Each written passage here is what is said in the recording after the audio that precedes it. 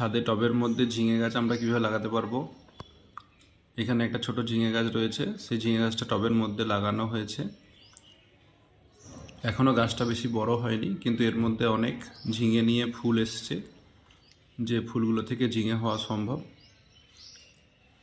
সঙ্গে কিছু ফুল আছে যেগুলো ঝিঙে হবে না। প্রধান যে শাখা, সেটাকে লক্ষ্য করলে আমরা দেখতে পাবো অনেক এমন ফুল আছে যেগুলো ঝিঙে হতে পারে। একটা ঝিঙে অলরেডি হয়ে গেছে।